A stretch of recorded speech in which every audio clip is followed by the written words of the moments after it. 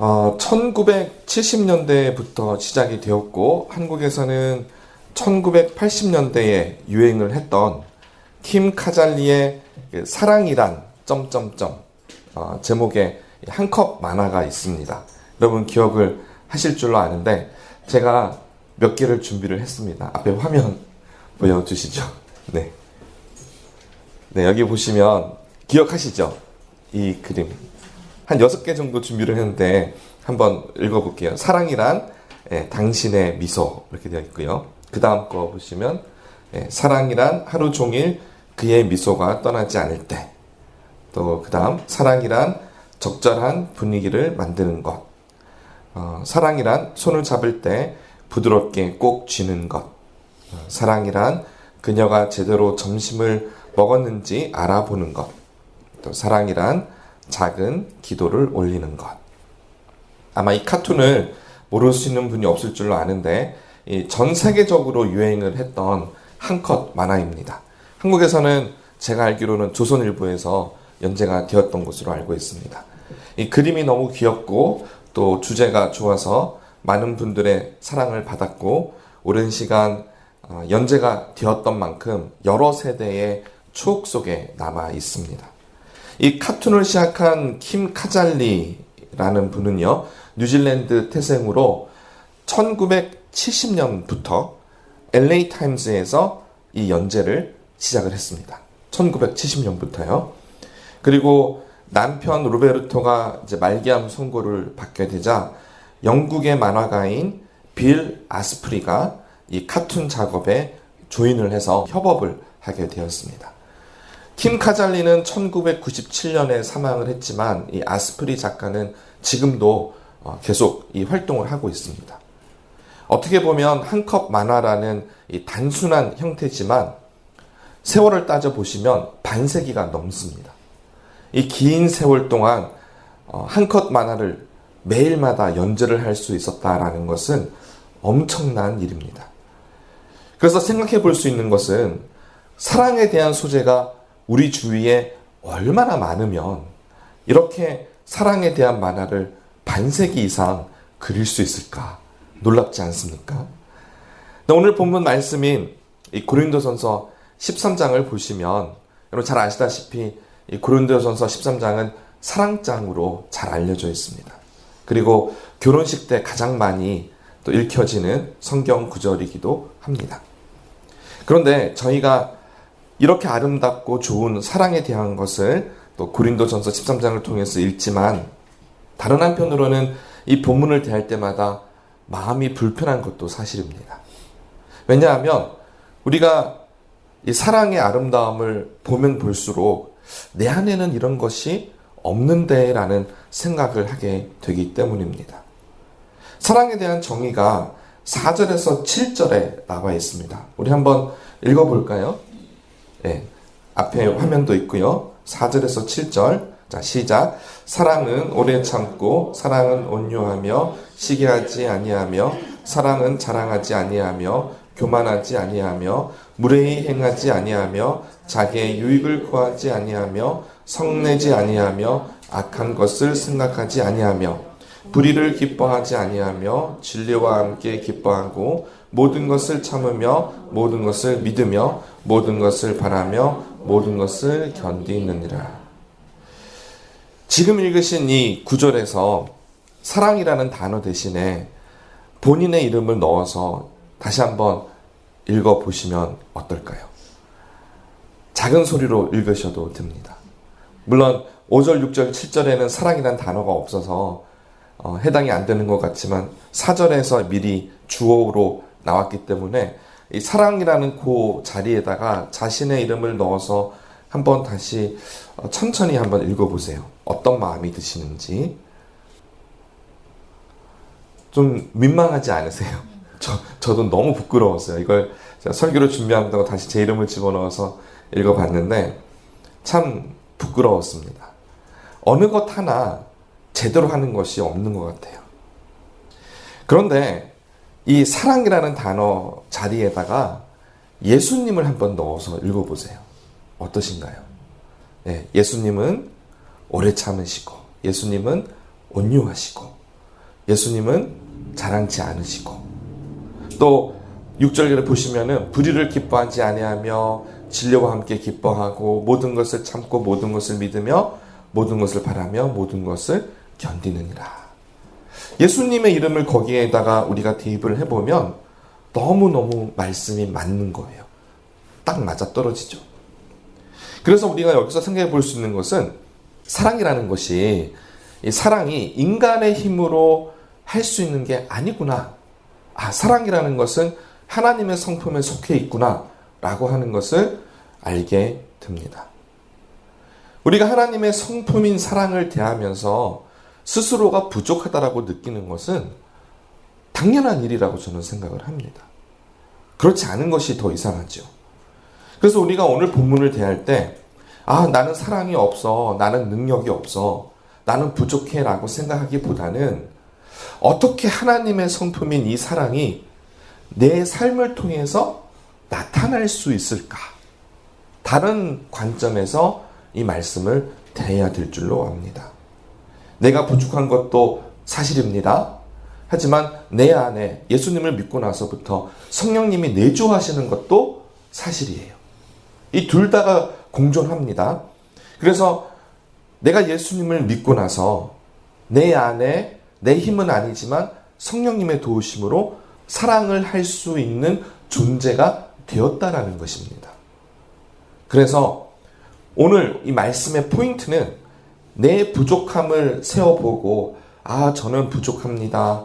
용서해 주세요. 이쪽이 아니고요. 오히려 반대로 어떻게 하면 하나님, 이 하나님의 성품인 사랑을 가지고 제가 세상 사람들을 축복하고 하나님의 사랑을 나눠줄 수 있을까요? 라고 하는 것이 오늘 말씀의 포인트입니다. 어떤 사람이 죽어서 천국에 도착을 했습니다. 그곳에서 베드로를 만난 이 사람은 지옥의 모습이 궁금합니다. 천국과 지옥의 모습을 보여주시옵소서 라고 부탁을 했다고 합니다. 그래서 베드로가 먼저 이 사람을 데리고 지옥에 갔습니다. 그곳에 마침 식사 시간이었는데 끝이 보이지 않는 긴 식탁에 진수성찬이 가득 차려져 있었다고 합니다. 그런데 신기한 것은 지옥에 이 사람들이 모두 뼈만 앙상하게 남아 있었습니다. 분명 이 음식 앞에 있는데도 뼈만 앙상하게 남아 있는 거예요. 그래도 봤더니 이 지옥의 사람들의 손에 1m가 넘는 긴 젓가락이 있는데 젓가락이 너무 기니까 그 음식을 집어서 자기 입에 넣을 수가 없었던 것입니다. 여러분 손으로 집어 먹으면 되죠. 이런 생각하지 마세요. 음식은 있었지만 너무 배가 고팠고 그들은 너무 굶주려서 뼈만 앙상하게 남은 것이었습니다. 근데 베드로가 이 사람을 다시 천국으로 데리고 갔습니다. 근데 그곳에도 똑같은 식탁이 있었고 또 긴 식탁 위에 많은 음식이 가득 차려져 있었는데 천국의 사람들에게도 1m가 넘는 긴 젓가락이 그 손에 있었습니다. 상황은 천국이나 지옥이나 똑같았어요. 근데 다른 거는 이 천국 사람들은 긴 젓가락으로 다른 사람에게 음식을 먼저 주었다라는 것입니다. 그래서 서로가 서로에게 음식을 먹여주니까 다들 행복하게 식탁에서 식사를 하고 있었던 것입니다. 요한일서 4장 16절 우리 한번 함께 볼까요? 후반절의 말씀인데 하나님은 사랑이시라 부터 한번 읽겠습니다. 하나님은 사랑이시라 사랑 안에 거하는 자는 하나님 안에 거하고 하나님도 그의 안에 거하시느니라. 아멘. 하나님은 사랑이세요. 그래서 우리가 사랑 안에 있다라는 것은 이미 하나님 안에 있다라는 것입니다. 천국과 지옥의 차이는 바로 이 사랑이 있느냐 없느냐에 있습니다. 하나님께서 사랑이시니까 사랑이 없는 것은 하나님이 없는 것이고 하나님이 없다면 그곳은 지옥인 것입니다. 하지만 사랑이 있다면 그것은 하나님께서 함께 하시는 천국이 되는 것입니다. 오늘 본문 말씀인 이 고린도전서 13장 8절 이하의 말씀을 보시면은 이 사랑이 정말 나중에 천국에 가서만 있는 것이 아니라 지금 이 땅에도 사랑이 있다라는 거예요. 그게 중요합니다. 이 8절을 한번 보겠습니다. 8절을 보시면 사랑은 언제까지나 떨어지지 아니하되라고 되어 있습니다. 이거를 이제 무엇과 비교를 하고 있냐면 예언과 방언과 지식과 같은 신령한 성령의 은사하고 이 사랑이 비교가 되어 있습니다. 당시 고린도 교회 성도들이 그들의 은사를 자랑거리로 삼았습니다. 나는 예언을 한다. 나는 방언을 한다. 나는 지식이 있다. 이렇게 은사를 가지고 자랑을 한 것이죠. 그런데 사도 바울이 여기서 뭐라고 말씀을 하시냐면 이 모든 것들이 다 사라진다라고 말씀하고 있습니다. 폐하리라. 폐하다, 없어지다. 사라진단 말이에요. 근데 왜 사라지느냐? 그 이유는 간단합니다. 예수님께서 재림하셔서 우리 미래에 하나님의 나라가 도래하게 되면은 이 땅에서 있었던 모든 일들은 사라지게 됩니다. 지금 우리가 하고 있는 이 모든 것들에 큰 변화가 일어나게 되는 것이죠. 하지만 한 가지 없어지지 않는 것이 있는데 그것은 사랑입니다.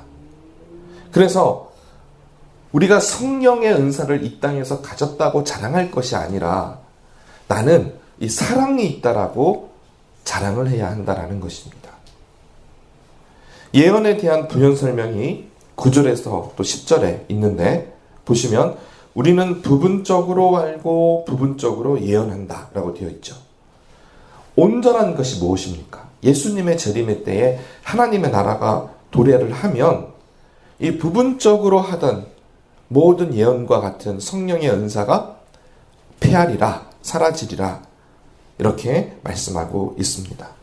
그래서 이 땅에 사는 것은 부분적인 것이고 장차 미래에 오게 될 하나님의 나라는 온전한 것이다 라고 말씀을 하고 있는 것입니다.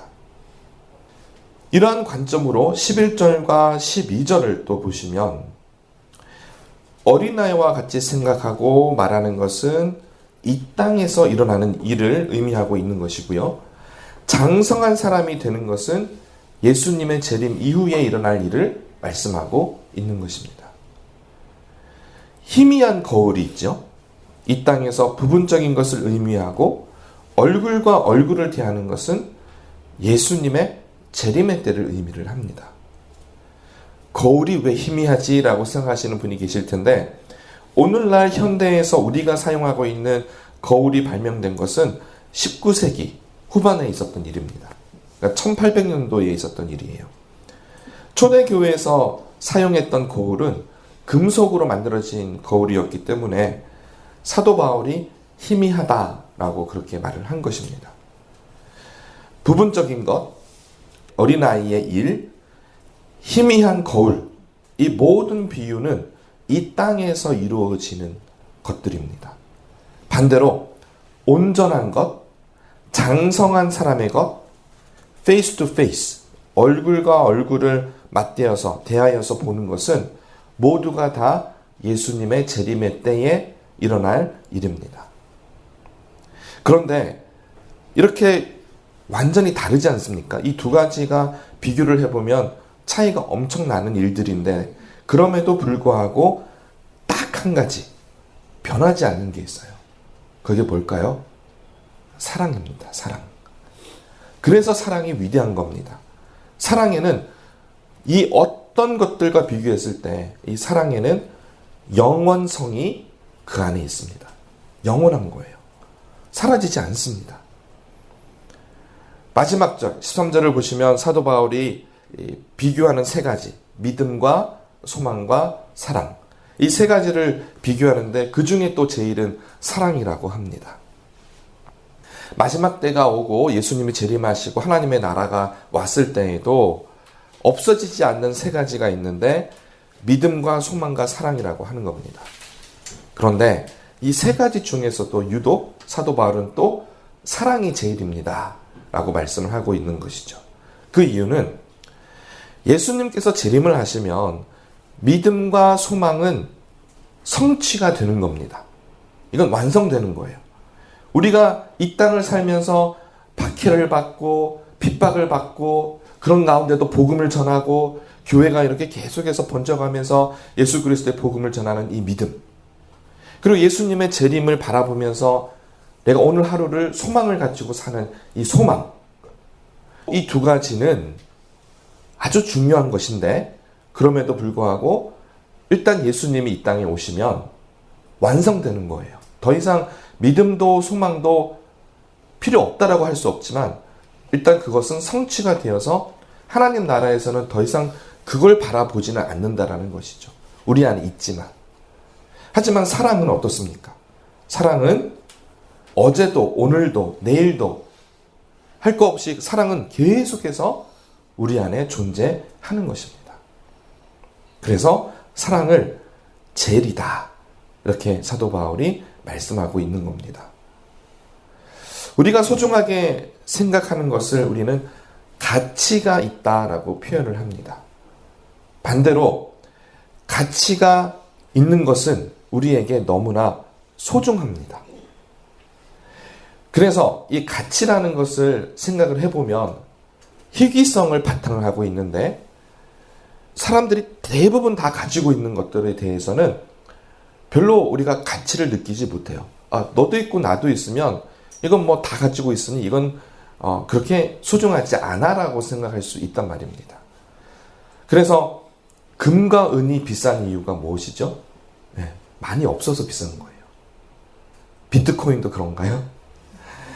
다이아몬드가 금보다 더 비싼 이유는 다이아몬드가 금, 은보다 희귀하기 때문에 그렇죠. 그런데 여러분이 조금 더 생각해 보시면 이러한 희귀성이 없어도 가치가 있는 것들이 있습니다. 예를 들면 우리가 마시는 물은 주변에 늘 있습니다.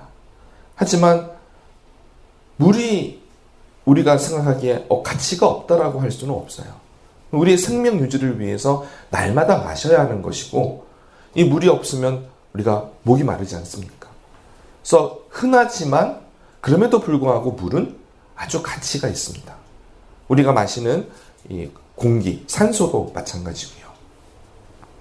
그래서 우리가 비싼 것이 무조건 좋다라고 말할 수는 없는 겁니다. 늘 우리가 주위에 비싸지 않아도 소중한 것을 한번 살펴보시면 하나님이 많은 사람들에게 허락하셨지만 아주 소중한 것들이 있다라는 것이죠. 사랑은요, 우리 주위에 참 많이 있습니다.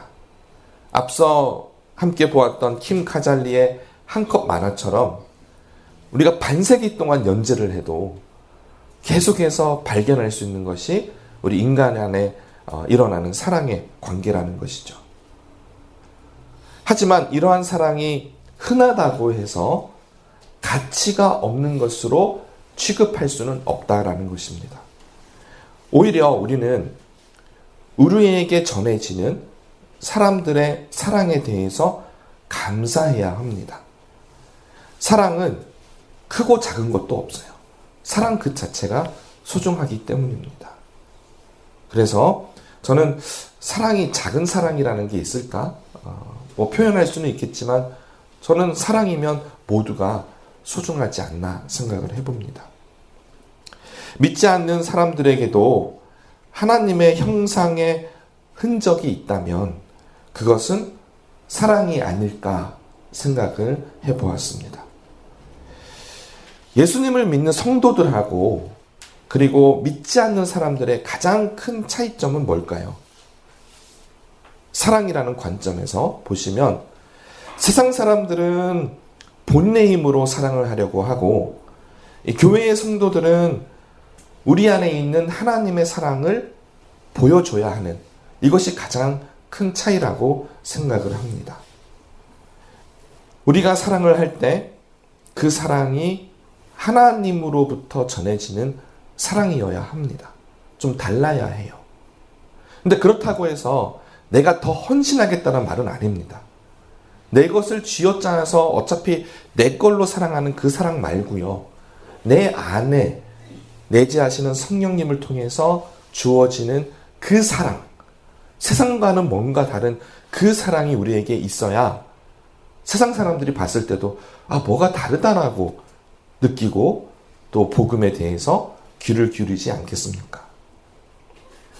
그렇다면 우리가 어떻게 우리 안에 있는 하나님의 사랑을 전할 수 있을까요? 고민을 많이 했습니다만은 의외로 제가 내린 결론은 간단합니다. 그것은 뭐냐면 상대방을 먼저 배려하셔야 돼요. 제가 젓가락 다 아시는 예화지만 가지고 와서 말씀드린 이유는 내가 나만을 생각하고 있을 때는 사랑이 존재할 이유도 없고요. 또 사랑을 할 수도 없습니다. 먼저 남을 바라보고 상대방을 배려하기 시작할 때 그곳에서 사랑이 시작이 되는데 우리가 전해야 되는 그 사랑이 하나님의 사랑이기 때문에 우리가 할 수 없는 것은 어떻게 해야 된다? 기도해야 합니다. 그래서 우리가 기도해야 합니다. 하나님, 제가 저 사람을 섬기고 싶은데 정말 사랑으로 섬기길 원하는데 제 안에 사랑이 없습니다. 하나님의 사랑을 저에게 부어주시고 제가 전할 이 사랑은 제 힘으로 하는 사랑이 아니라 하나님의 사랑이 되게 해주십시오. 라고 그렇게 기도를 하시는 겁니다. 그걸로 충분합니다. 기도는 시작이기 때문에 그렇습니다. 물론 하나님께서 우리에게 사랑의 행동을 요구하십니다. 행동도 해야 돼요. 그렇지만 제가 말씀드리는 것은 시작점입니다. 먼저 남을 바라보고 배려하고 그리고 그 사람을 긍휼히 여기는 마음으로 기도를 시작하면 그 다음에는 행동이 따라오게 되어 있습니다.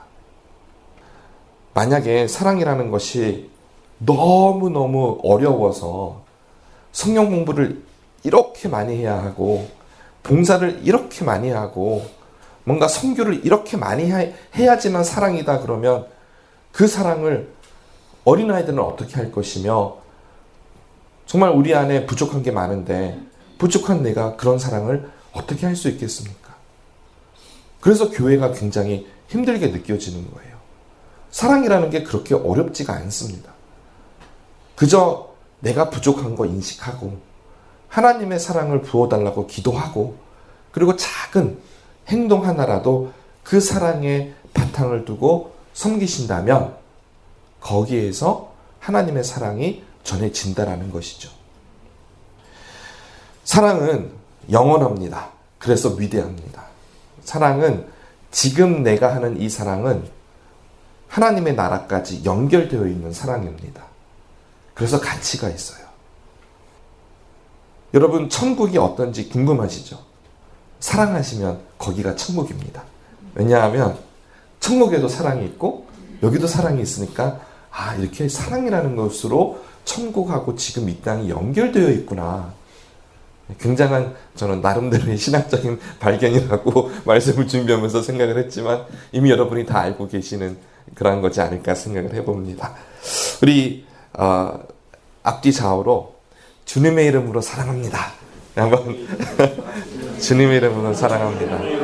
네, 거기서 주님의 이름으로 사랑합니다. 사랑합니다. 네, 네, 사랑해요. 네, 이렇게 사랑하니까 여기가 천국입니다. 네, 우리 천국 가서도 똑같은 거 할 거예요. 그러니까 얼마나 좋습니까? 그러니까 이러한 귀한 은혜가 여러분과 함께 하시기를 간절히 바랍니다. 이 시간에 우리 찬양 먼저 드리고 합심해서 기도하는 시간 가지도록 하겠습니다.